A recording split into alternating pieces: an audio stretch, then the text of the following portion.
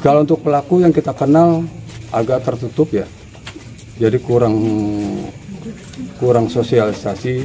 Jadi emang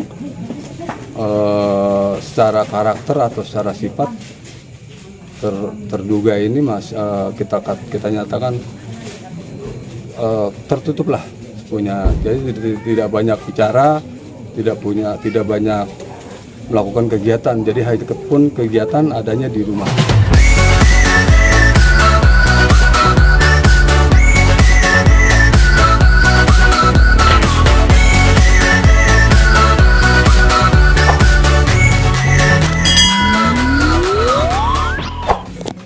Saya Ketua RT 05 RW 08, di mana lokasi ini adalah tempat kejadian perkara dari kasus penusukan terhadap Bapak Sandi Permana yang dilakukan oleh seorang yang masih kita anggap sebagai terduga. Mungkin bisa diceritakan Pak kronologis seperti apa sih Pak bisa terjadinya adanya pembunuhan terhadap almarhum ini? Kalau untuk kronologis jelasnya yang terjadi tadi pagi, saya secara pribadi dan juga umumnya di masyarakat di sini tidak ada yang mengetahui secara pasti. Tapi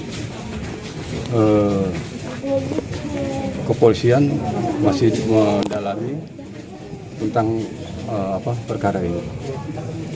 Tapi sebelumnya ada percekcokan antar terduga pelaku ataupun korban.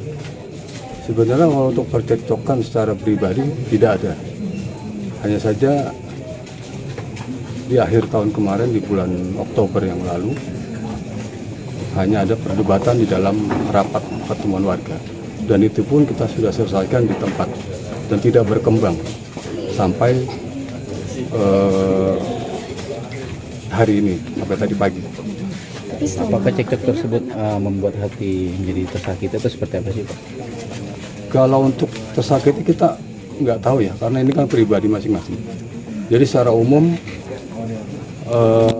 sejak kejadian itu sampai tadi pagi itu masih kondusif. Jadi tidak ada percekcokan lagi atau persisian lagi. Jadi kita masih anggap aman, terkendali sampai kejadian tadi pagi. Ini rapat warganya membahas ya? Sebelumnya rapat warganya membahas apa? Seperti biasa kita punya program di RT kita ini rapat 4 bulanan.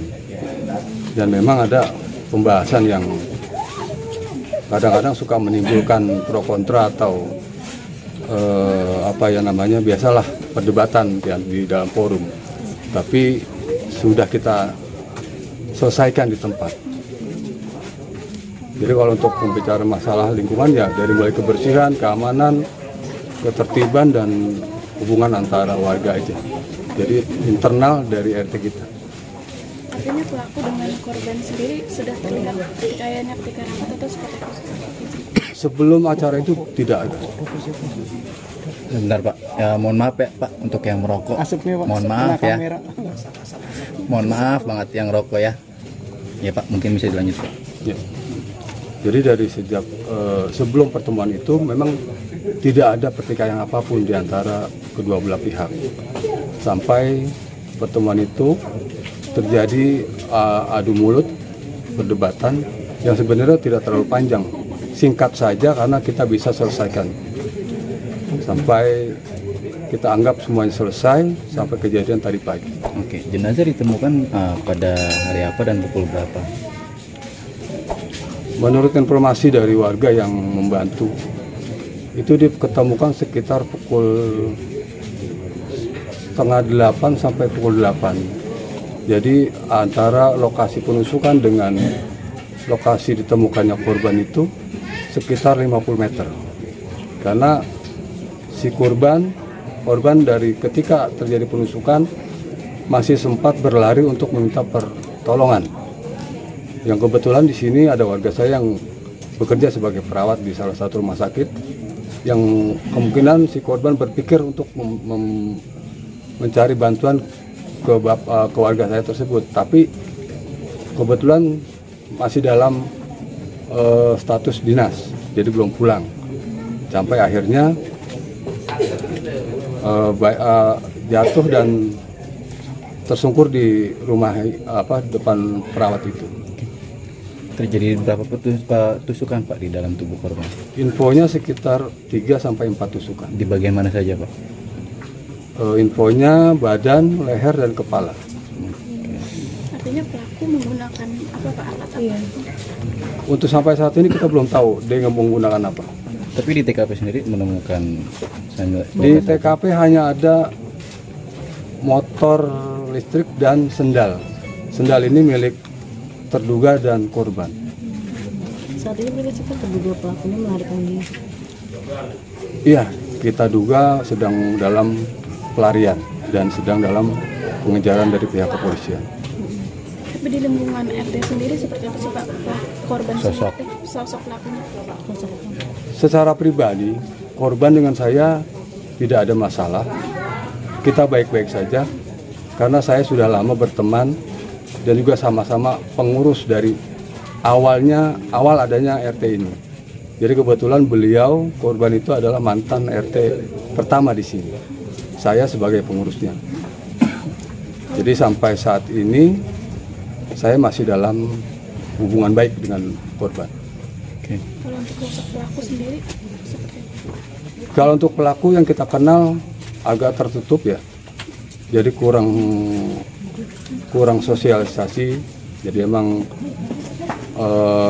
secara karakter atau secara sifat terduga ini kita nyatakan tertutup lah punya. Jadi tidak banyak bicara, tidak banyak melakukan kegiatan. Jadi pun kegiatan adanya di rumah. Oke. Rencana korban sendiri akan dimakamkan kapan Pak? Rencana yang sudah disusun, insya Allah malam ini langsung kita makamkan setelah disemayamkan di rumah duka. Dan setelah semuanya siap, kita ke masjid untuk disolatkan dan kemudian langsung menuju ke pemakaman. Masih di daerah sini atau? Ya, di Kampung Gandaria. Itu permintaan keluarga untuk malam ini atau sudah? Ya, jadi masalah tempat dan waktu kita serahkan ke keluarga dan saya sudah mendapatkan mandat dari keluarga untuk lokasi pemakaman dan waktu sudah malam ini juga. Oke. Pak, ini untuk konfirmasi aja, apakah almarhum atau jenazah ditemukan sehari berselang dari penusukan atau hari itu juga Pak? Ditemukannya hanya dalam waktu hitungan mungkin menit ya, 2 atau 5 menit atau 10 menit lah. Pasca dari kejadian? Iya. Oke, saat itu kondisi para tetangga kondisi keluar atau sudah gimana? berlumuran darah. Oke.